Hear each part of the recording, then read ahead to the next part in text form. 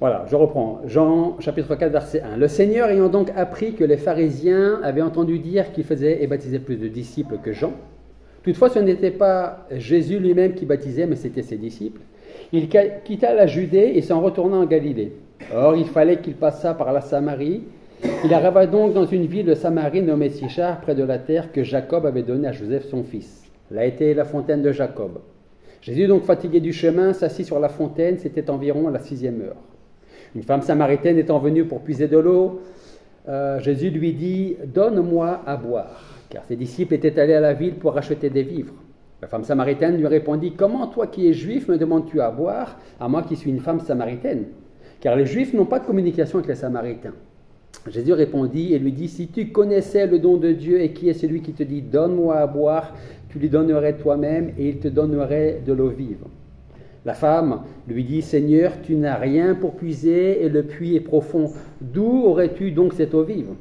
Es-tu plus grand que Jacob notre père qui nous a donné ce puits et qui en a bu lui-même ainsi que ses fils et ses troupeaux ?» Jésus lui répondit, « Quiconque boit de cette eau aura encore soif, mais celui qui boira de l'eau que je lui donnerai n'aura plus jamais soif. Mais l'eau que je lui donnerai deviendra en lui une source d'eau qui jaillira pour la vie éternelle. » La femme lui dit, « Seigneur, donne-moi de cette eau afin que je n'ai plus soif et que je ne vienne plus puiser ici. » On va descendre au verset 39. Or, plusieurs Samaritains de cette ville-là crurent en lui à cause de la parole de la femme qui avait rendu ce témoignage. Il m'a dit tout ce que j'ai fait. Les Samaritains, donc venus vers lui, le prièrent de demeurer chez eux, et il y demeura 2 jours. Et un plus grand nombre crurent à cause de sa prédication.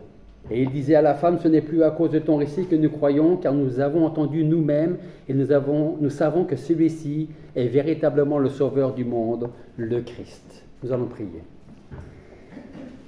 Père Céleste, nous voulons te remercier parce que tu nous fais la grâce d'être dans ta maison ici. Tu nous permets de prendre ta parole, de l'avoir entre les mains. Et nous voulons te demander de nous disposer favorablement pour que nous puissions entendre, recevoir, retenir et surtout mettre en pratique ta parole, ton enseignement. Merci de bénir ta parole dans nos vies, que ce soit ici à Cahors ou dans les églises qui te sont fidèles, qui prêchent fidèlement ta parole. Merci pour cette journée d'hier que nous avons passée avec cette joie du mariage. Merci de bénir encore ce jeune couple et de le diriger, Seigneur, mais je veux aussi te prier pour les couples qui sont ici, ceux qui étaient hier à ce mariage, et que tu nous conduises, tu nous diriges en toutes choses, Seigneur, pour ta gloire et pour ton nom. Et c'est en Jésus-Christ que nous te prions. Amen. Alors, un petit retour un petit peu en arrière. Nous avions dit, j'avais dit la semaine dernière que j'avais en fait... Ouais, c'est vrai que c'est du recto verso. Voilà, je cherchais mes pages, c'est du recto verso. Le premier point que j'ai souligné la semaine dernière, c'était comment évangéliser. Alors, on est tous ici différents, on a tous son caractère.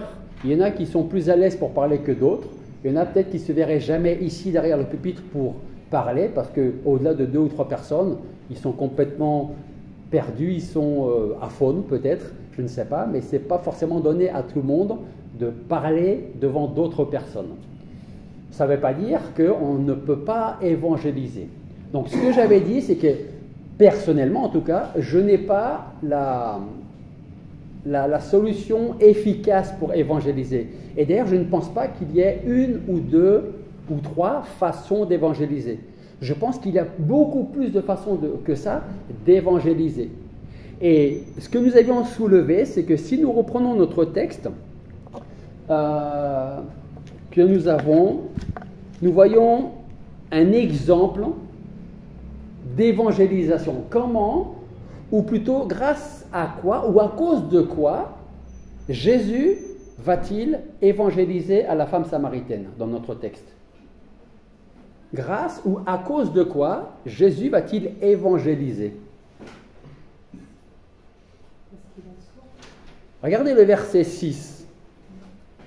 Là était la fontaine de Jacob. Jésus, donc, fatigué du chemin, s'assit sur la fontaine, c'était environ la 6e heure. Et au verset 7, Jésus lui dit, « Donne-moi à boire. » Souvent, on peut avoir à cœur d'évangéliser, On peut avoir peur parce qu'on peut craindre comment la personne en face va répondre, surtout si c'est la première fois qu'on s'adresse à cette personne en question. Ou alors on peut se dire, moi là, je suis un peu fatigué, je vais me reposer et peut-être que demain ou un peu plus tard, si je recroise la personne, je profiterai et je vais témoigner à cette personne. Est-ce que c'est ce que Jésus a fait? Non. Il avait marché jusqu'au puits de Jacob, il se rendait en Samarie, il était fatigué, il avait soif, mais il va prendre cette occasion pour dire à cette femme samaritaine, je suis fatigué, j'ai soif, donne-moi à boire. Ça, c'est un petit peu le contexte qu'on a vu la dernière fois. À présent, je voudrais avec vous voir le deuxième point, c'est les motivations pour évangéliser. Est-ce que quelqu'un, une ou deux personnes, pourrait me donner, selon lui, selon elle, des motivations pour témoigner, pour évangéliser? Facile, Dieu nous le demande. Parce que Dieu nous le demande. Ok. Sinon les âmes se perdent. Sinon les âmes se perdent. Tout à fait. Partager ce trésor. Partager ce trésor, en effet. Je crois que quelqu'un d'autre a parlé par là, non? L'amour aussi, par exemple. Ok? Ce matin, je voudrais que nous revenions sur les versets 39 à 42. Et avant de relire ces versets, je pense à quelque chose que j'avais dit donc la semaine dernière. C'est qu'on peut parfois avoir des a priori. C'est-à-dire qu'on peut avoir plus d'affinité envers une personne qu'envers une autre. C'est la nature humaine qui est comme ça. On va plus aller vers certaines personnes que vers d'autres personnes. Ce qui est intéressant avec le Seigneur et la Samaritaine, c'est que Jésus, juif, la femme, samaritaine. Donc en principe déjà, il y a une séparation qui se fait. Et en plus de cela, c'est une femme. Mais Jésus va quand même vers une personne qui, un juif normal, n'aurait pas été vers cette personne-là. Samaritain, samaritaine, et en plus une femme. Ok? Et ce qui est intéressant, c'est que le Seigneur ne fait pas de favoritisme. Et ce qui est remarquable, regardez, on ne l'a pas lu, mais on va regarder Jean chapitre 4. Donc là, dans notre texte, on avait lu pour la première fois les versets 1 à 15. Alors, je te remercie, Félia, pour la Bible que tu m'as donnée, mais les caractères sont tellement petits que je vois que tu as ça là. Est-ce que tu peux nous remettre à partir des versets 15, 16 et 17?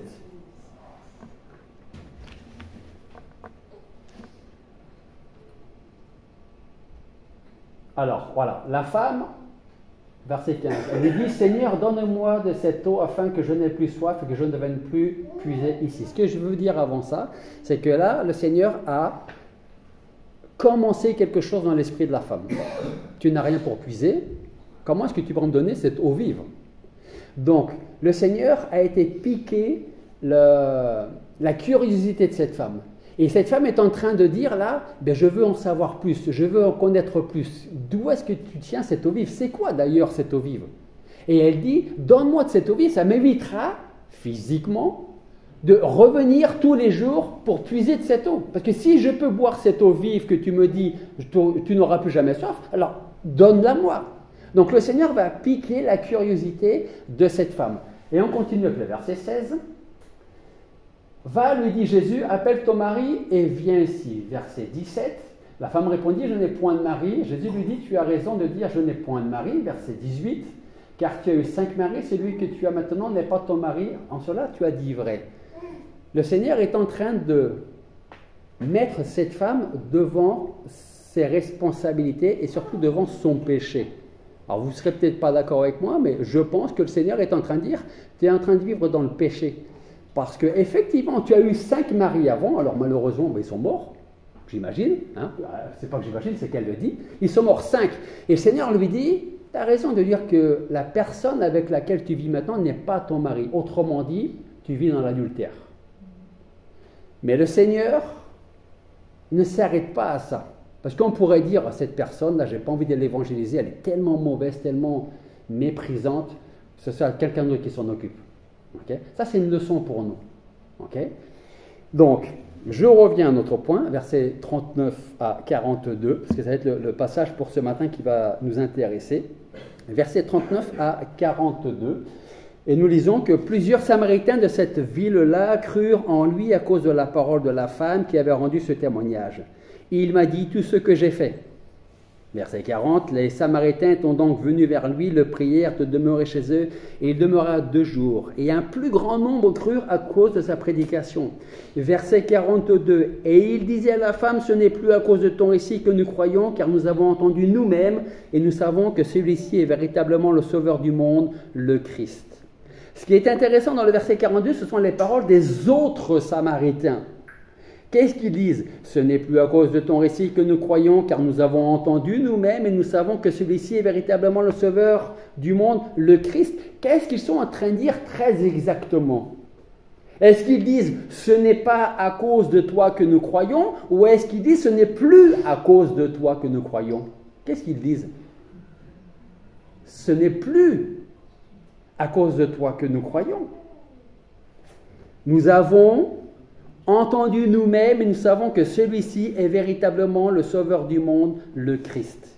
Donc la première des choses que nous pouvons dire ici, c'est que les Samaritains ont commencé à croire grâce aux paroles de la femme samaritaine.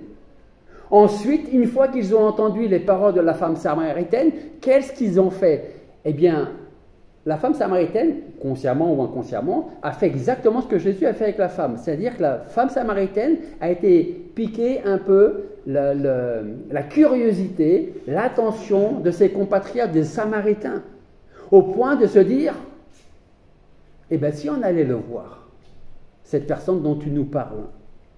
Donc ces gens-là viennent ensuite personnellement auprès du Seigneur pour lui demander de rester avec eux durant quelques temps. C'est ce que Jésus a fait pendant 2 jours. Alors posons-nous une question pour chacun d'entre nous, vraiment chacun d'entre nous, mais aussi en tant qu'Église.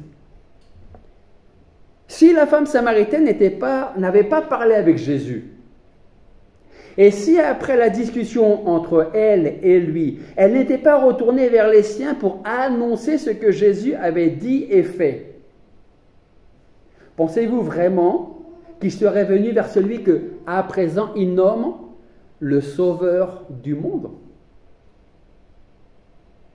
Vous avez entendu l'Évangile. Je veux croire que la plupart d'ici, j'ai envie même de croire que tout le monde ici est sauvé. Mais ça vous appartient, ça appartient au Seigneur qui connaît les cœurs.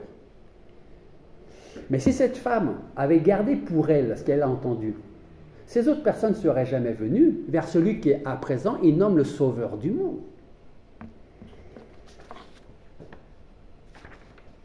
J'ai envie de croire aussi qu'hier au mariage, il y avait des non-chrétiens. J'espère qu'il y avait des gens qui ne connaissaient pas le Seigneur Jésus-Christ. Et le mariage aussi peut être un moyen d'évangéliser. Donc je veux espérer, je veux croire qu'hier, il y avait des gens qui ne connaissaient pas le Seigneur et qu'à travers les témoignages, les chants, la cérémonie, la prédication, ils ont pu être aussi touchés par ça et se dire, ben là, j'ai pour moi une autre signification du mariage. Et je veux en savoir plus. Notre motivation dans l'évangélisation devrait être de voir ceux à qui nous parlons de Jésus-Christ venir à Jésus-Christ. Et parfois, ce n'est pas toujours évident parce qu'on a l'impression de parler dans le vide. Hein? Et je vais même vous poser la question, est-ce que parfois vous avez évangélisé, témoigné, et vous avez eu vraiment l'impression de parler dans le vide? C'est déjà arrivé à quelqu'un? Ou j'étais le seul? Bon, on était 2. Ah non, 3, 4, 5, 6. Voilà. Mais on ne sait pas ce que Dieu fait dans les cœurs après. En tout cas, nous devrions, nous aussi, allumer une petite étincelle dans le cœur de ceux que nous aimerions voir venir au Seigneur, au Sauveur, pour qu'ils aient le désir de dire « Je veux en savoir un peu plus. Je veux connaître un peu plus personnellement celui dont tu m'as parlé. » Et je vais vous demander quelque chose maintenant. Qui est sauvé depuis pas très longtemps, moins d'1 an? Est-ce qu'il y a quelqu'un qui est sauvé depuis moins d'1 an dans cette église? Ok, donc vous êtes des vieux alors, dans le Seigneur. Ok. Qui est sauvé depuis plus de 5 ans? Depuis plus de 10 ans? Plus de 20 ans?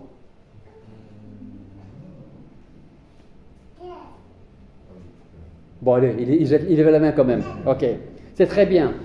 Je vous pose cette question parce que revenez un instant dans le passé, dans votre passé. Et voyez à nouveau celui ou celle qui un jour peut-être vous a parlé du Seigneur Jésus-Christ pour la première fois. Pensez également à cette femme samaritaine et à ses compatriotes. Donc, vous pensez à votre passé, en même temps, si vous y arrivez, alors souvent c'est les femmes qui arrivent à penser à deux choses en même temps, pensez à la femme samaritaine et ses compatriotes, et en même temps, je vais vous rappeler les paroles de l'apôtre Paul qu'on retrouve en Romains 10, versets 14 et 15. Romains chapitre 10, versets 14 et 15. Super. Car quiconque invoquera le nom du Seigneur sera sauvé. Jusque-là, tout va bien. C'est simple, hein? Car quiconque invoquera le nom du Seigneur sera sauvé. Mais l'apôtre Paul va poser quelques questions maintenant. Comment donc invoqueront-ils celui auquel ils n'ont pas cru? Comment croiront-ils en celui dont ils n'ont pas entendu parler? Comment en entendront-ils parler s'il n'y a pas quelqu'un qui prêche? Et comment prêchera-t-on si on n'est pas envoyé? Selon qu'il est écrit qu'ils sont beaux les pieds de ceux qui annoncent la paix, de ceux qui annoncent de bonnes choses. Et là, on peut se reposer la question suivante. Comment les Samaritains invoqueront-ils celui auquel ils n'ont pas cru? Comment les Samaritains croiront-ils en celui dont ils n'ont jamais entendu parler? Comment les Samaritains en entendront-ils parler si la femme samaritaine ne leur avait rien dit du tout? Vous savez pourquoi un jour vous avez commencé à invoquer celui en qui vous croyez aujourd'hui? Peut-être parce que quelqu'un avait à cœur le salut de votre âme. C'est pour ça que vous êtes assis sur ces bancs aujourd'hui à l'église. Ésaïe nous dit, nous étions tous errants comme des brebis et chacun suivait son propre chemin. Et peut-être que moi ou vous pensez que votre chemin avant d'être sur le bon chemin était le bon chemin. Peut-être que vous disiez, je mène une vie pas trop mal, je ne suis pas parfait, mais j'essaie de faire du bien autour de moi et donc je vais continuer comme ça. On peut penser être sur le bon chemin, mais Ésaïe nous dit, on s'est trompé. Nous étions tous errants comme des brebis, chacun suivait son propre chemin. Mais un jour, quelqu'un est venu pour te dire, si tu persistes sur le chemin que tu prends en ce moment, tu perdras ton âme. Viens, je vais te parler de quelqu'un qui peut changer ta vie. Et voilà, vous êtes là donc ce matin, dans cette église, pour célébrer le nom de celui qui a donné sa vie pour vous. Un autre point de motivation se trouve certainement dans les versets 35 à 38. Alors on va revenir dans Jean chapitre 4, versets 35 à 38. Et nous lisons. Ne dites-vous pas qu'il y a encore 4 mois jusqu'à la moisson? Voici, je vous le dis, levez vos yeux et regardez les campagnes qui blanchissent déjà pour la moisson. Celui qui moissonne reçoit un salaire et recueille du fruit pour la vie éternelle, afin que celui qui sème se réjouisse aussi avec celui qui moissonne. Car en ceci, cette parole est vraie, autre est le semeur et autre le moissonneur. Je vous ai envoyé moissonner où vous n'avez pas travaillé. D'autres ont travaillé et vous êtes entrés dans leur travail. Dans ce passage, Jésus va demander à ses disciples de lever les yeux et de regarder les campagnes qui sont prêtes à être moissonnées. Et le Seigneur prend très souvent des exemples concrets comme ici, la moisson. Et il prend des exemples concrets pour nous enseigner une leçon spirituelle concrète. En fait, Jésus et les disciples, ce que Jésus voulait, c'est que il ne fallait pas que les disciples pensent que le moment de la moisson était encore un peu plus tard, dans quelques mois. Donc on a le temps de moissonner. Ils ne devaient pas penser que le travail de Dieu pouvait être remis à plus tard.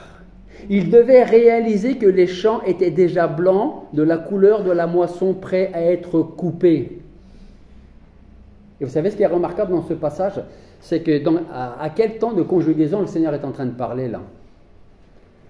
Quand il dit, ne dites-vous pas qu'il y a encore 4 mois jusqu'à la moisson, voici je vous le dis, levez vos yeux, regardez les campagnes qui blanchissent déjà pour la moisson. À quel temps parle le Seigneur là? Impératif, ok. Est-ce qu'il parle dans un futur? Ou est-ce qu'il parle pour maintenant? Il parle pour maintenant. Dans ce passage, le Seigneur parle au présent, pas au futur.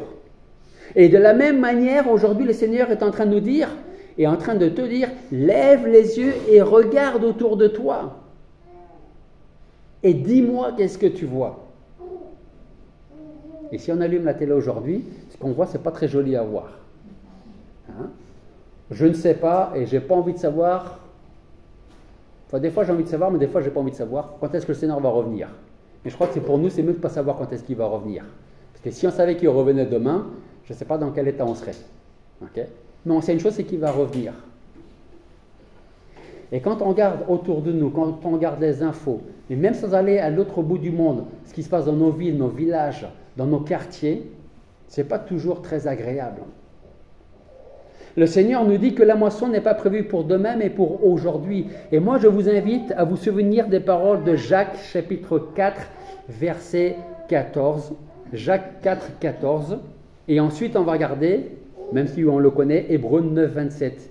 En tout cas, Jacques 4, 14, c'est ce qu'il dit. Vous qui ne savez pas ce qui arrivera demain, car qu'est-ce que votre vie? Vous êtes une vapeur qui paraît pour un peu de temps et qui ensuite disparaît. Si ça c'est vrai pour nous, c'est aussi vrai pour ceux qui ne connaissent pas encore le Seigneur aujourd'hui. Et ceux qui ne connaissent pas encore le Seigneur aujourd'hui, que nous dit Hébreux chapitre 9, 27, que vous connaissez bien. Et on va voir Hébreux chapitre 9, verset 27. Je suis sûr que certains peuvent même citer ce verset sans le regarder. Il est réservé aux hommes de mourir une seule fois, après quoi vient le jugement.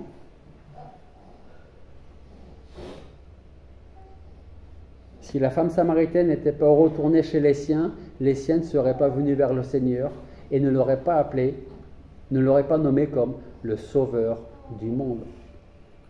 On veut d'autres sujets de motivation pour évangéliser. Je vais juste vous citer Marc 12, 31 qui nous dit « Tu aimeras ton prochain comme toi-même, il n'y a pas d'autre commandement plus grand que ceci. » Marc chapitre 16, versets 15 et 16, et il leur dit « Allez par tout le monde et prêchez l'évangile à toute créature. Celui qui croira et sera baptisé sera sauvé, mais celui qui ne croira pas sera condamné. » Donc, aimez votre prochain, aimez vos ennemis. Ça veut dire, annoncez-leur la bonne nouvelle de Jésus-Christ. Dites-leur ce que j'ai fait pour vous dans votre vie. Puis posons-nous les bonnes questions. Qu'étions-nous avant d'être en Jésus-Christ? Que faisions-nous de notre vie avant d'être en Jésus-Christ? Quelle voie avions-nous choisi de suivre avant que Dieu nous ouvre les yeux sur le chemin large et spacieux dans lequel nous étions, avant qu'il nous dise « Je vais te sortir de ce chemin et tu vas prendre le chemin étroit et resserré. » Ce ne sera pas facile de marcher dans ce chemin étroit et resserré. C'est plus facile de marcher sur le chemin large et spacieux. Parce qu'on a de la place pour marcher ensemble, les uns à côté des autres. Mais sur le chemin étroit et resserré, parfois il va falloir marcher en file indienne. Mais il vaut mieux prendre ce chemin-là, parce qu'on connaît la finalité de ce chemin-là, la destination. Ce que nous devons garder à l'esprit, c'est que les pécheurs, quelle que soit la nature de leur péché, et repenser à la femme samaritaine, lorsque le Seigneur a dit, tu as raison de dire que la personne avec qui tu vis maintenant n'est pas ton mari. Autrement dit, tu vis dans l'adultère. Ce que nous avons besoin de savoir et de retenir, c'est que les pécheurs ont plus besoin de notre compassion que de notre jugement ou de nos critiques. Si donc personne ne prend pitié d'eux, eux-mêmes ne prendront jamais pitié d'eux-mêmes. Et vous savez pourquoi? Parce que leur nature pécheresse les pousse à se détruire impitoyablement chaque jour un peu plus. Sans forcément aller dans la drogue, la cigarette, tout ce que vous voulez.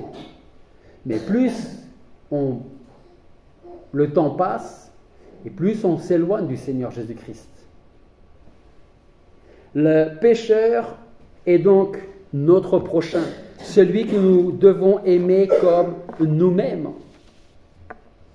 Alors, est-ce l'aimer que de voir le pécheur se diriger vers la perdition sans chercher à l'en détourner? Personnellement, je ne pourrais jamais détourner tous les pécheurs que j'aurai autour de moi. Mais est-ce qu'au moins je vais essayer d'en détourner un ou deux? Est-ce que vous vous promenez dans... Alors ici à Bordeaux, vous avez vraiment de tout à Bordeaux. Hein. À Cahors, on a un petit peu de tout. C'est beaucoup plus petit à Bordeaux. Okay, mais à Cahors. À Cahors. C'est juste pour savoir si vous me suivez. C'est pas fait exprès, mais bon. C'est simplement pour vous dire que quand vous marchez dans vos trottoirs, sur vos trottoirs, quand vous prenez les transports en commun, je crois que vous avez le tram aussi à Bordeaux, hein, est-ce que vous vous posez la question de savoir, tous ces gens qui sont avec moi là, dans le tram, dans le bus, ou ceux que je croise dans les rues, qu'est-ce qu'ils vont devenir plus tard? Est-ce qu'ils seront au Seigneur ou pas? Est-ce qu'on a compassion, pitié pour ces gens-là? Si nous croyons à la souveraineté de Dieu en ce qui concerne le salut, que Dieu est le seul auteur du salut pour le pécheur repentant, et que le salut ne vient que par la pure grâce de Dieu, sinon ce n'est plus un salut, et ce n'est plus une grâce surtout, nous croyons aussi, parce que Dieu lui-même nous le dit dans sa parole, que nous devons apporter l'évangile à toute créature qui vit sous le ciel. Parce que si nous n'annonçons pas l'évangile, comment pourrait-on voir des conversions? Si on n'annonce pas l'évangile, comment pourrait-on avoir des baptêmes dans nos églises? Je ne sais pas si vous avez le projet de rester, d'agrandir, de déménager, mais c'est bien d'avoir des projets. Mais si personne ne vient remplir vos bancs ou personne ne vient remplir nos chaises à Cahors, on va rester jusqu'à ce que le Seigneur revienne dans les locaux où nous sommes. Et on va s'en contenter. Hein? Qui n'aimerait pas, quelle église n'aimerait pas être dans l'obligation de quitter les locaux parce que ça devient trop petit? Hein? On peut se plaire. Vous avez un beau local. Hein? C'est une galère pour se garer, mais vous avez un beau local. Hein? Vous n'aimeriez pas avoir un local encore plus grand? Avoir encore plus de monde? Et un meilleur parking? Hein? Dieu peut se charger de ça, mais Dieu va vous utiliser, vous, pour s'occuper de ça. Parce que si vous, quand je dis vous, on s'inclut dedans, si nous, les enfants de Dieu, on ne va pas chercher des pécheurs, on restera toujours entre nous. Et vous allez rester toujours dans ce local, et nous, on va rester toujours dans notre local à Cahors. Ça sera bien, on va peut-être s'en contenter. Et vous savez, ça me fait penser à une prédication que j'avais apportée il y a bien longtemps déjà sur le chrétien à 3 niveaux. Le chrétien qui est juste le chrétien, de base. Je viens à l'église, je prie, je prends la Sainte Seine, j'écoute les prédications, je chante et je rentre à la maison, fin d'histoire. Vous avez le chrétien qui va avancer un peu dans la vie chrétienne, dans la vie de l'église, et qui va arriver à un plateau spirituel et qui va dire: bon, je suis bien parce que les autres, ils sont encore derrière. Moi, je suis arrivé juste un peu plus haut, à un plateau, et là, je suis bien. Et je vais rester là. Et vous avez le 3e type de chrétien, de chrétienne, c'est: je suis arrivé sur un plateau, je me repose juste un petit peu, et je repars, pour aller encore plus loin. Ça fait penser aux Israélites dans le désert. Ils étaient toujours en train de se plaindre. Il y a toujours quelque chose qui n'allait pas. Toujours la manna. On veut manger de la viande. Vous savez ce qui s'est passé, hein? Le Seigneur a dit: vous voulez de la viande, vous n'êtes jamais satisfait, je vais vous en donner. Tellement vous allez en avoir, ça va vous ressortir par les narines. C'est biblique, hein? C'est pas moi qui le dis. Hein? Et il y a des gens, une fois qu'ils étaient arrivés sur une zone dans le désert où il y avait de l'eau, de l'ombre, ils disaient: mais on est bien là, pourquoi est-ce qu'on ne reste pas là? Et puis il y a ceux qui disaient: on ne va pas rester là. On va retourner. On va continuer, pardon. Parce qu'il y en avait qui disaient: si on retournait en Égypte, si on restait là, et les autres, et plutôt si on continuait, et si on allait vers ce pays que le Seigneur nous a promis. Donc si nous voulons voir nos églises bouger, avancer, grandir, Vous savez ce qu'il nous reste à faire. Je termine en disant, pensons un moment au bonheur et au privilège que d'être un instrument de bénédiction entre les mains de Dieu. Vous n'avez peut-être pas la parole facile, mais croyez-moi, si vous avez envie de témoigner, d'évangéliser, Dieu mettra toujours devant vous, toujours, une occasion de pouvoir témoigner. Dans notre exemple, il était fatigué, il avait soif. Peut-être que si on était à sa place, on dirait, je vais me reposer, je vais me rafraîchir et après je vais témoigner. Lui, il n'a pas commencé à se reposer, il n'avait pas encore commencé à boire, qu'il avait déjà évangélisé. Et vous voyez la suite. La femme va vers les siens, elle parle, elle dit, voici ce que peut-être celui qui est le Messie m'a dit. Ah, peut-être, on va aller le voir. Et c'est pour ça qu'ils ont dit, maintenant ce n'est plus à cause de tes paroles, ce n'est plus à cause de toi, mais ça a quand même commencé avec toi, qu'aujourd'hui nous croyons. Donc ce n'est plus à cause de toi, mais c'est à cause de ce que nous avons entendu, parce que tu as piqué notre intérêt, et on veut en savoir plus. Et donc on est venu vers celui que maintenant on a entendu, et avec les paroles que nous avons entendues, nous pouvons dire, il est vraiment le sauveur du monde. Donc, bien entendu, la gloire reviendra toujours à Dieu pour le salut de chaque âme sauvée. Mais sachez également que l'âme que vous aurez amenée au Seigneur vous bénira d'avoir été un instrument dans les mains de Dieu. Donc la question maintenant, elle est entre nos mains. Voulez-vous être un instrument entre les mains de Dieu? J'espère que oui. Ce ne sera pas toujours facile, ce ne sera pas toujours évident, mais ce ne sera jamais impossible avec l'aide de Dieu. Il nous a dit, allez, faites des nations. Il n'a pas dit, quand vous aurez le temps, vous vous lèverez et vous irez éventuellement évangéliser. Il a dit, levez-vous et allez maintenant évangéliser. Et sachez une chose, je suis avec vous tous les jours jusqu'à la fin du monde, jusqu'à ce que je revienne. Même si vous avez l'impression que parfois vous allez parler dans le vide, c'est moi qui vais travailler dans les cœurs. Toi, tu vas dire ce que tu dois dire. Tu vas dire ce que la personne a besoin d'entendre, et moi je m'occupe du reste. Sois un instrument entre mes mains. Prions. Père Céleste, nous voulons te remercier parce qu'en effet, c'est toi qui accordes ta grâce, c'est toi qui accordes le salut. Mais tu nous fais aussi cette grâce de pouvoir être des instruments entre tes mains. Alors Seigneur, si parfois nous ne savons pas comment nous y prendre, toi tu sais ce qu'il faut faire. Aide-nous à voir toutes les opportunités, les occasions que tu mets devant nous, devant nos yeux pour témoigner d'une façon ou d'une autre. Et comme nous l'avons vu avec ton exemple, tu étais fatigué, tu avais soif, et pourtant tu n'as pas attendu pour évangéliser et pour témoigner à cette femme samaritaine qui ensuite est allée dire aux autres ce que tu as fait pour elle. Alors Seigneur, que nous aussi nous soyons comme cette femme samaritaine et que nous ayons un cœur de voir venir ceux qui se meurent loin de toi, en commençant par nos proches et tous ceux qui sont autour de nous.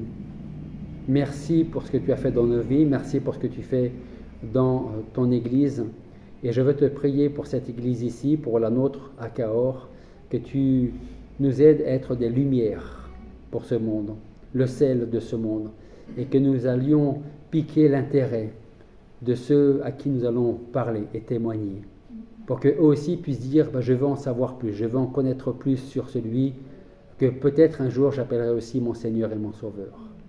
Merci d'avoir sauvé nos âmes, merci pour ton salut, et c'est en ton nom que nous te prions. Amen. Amen.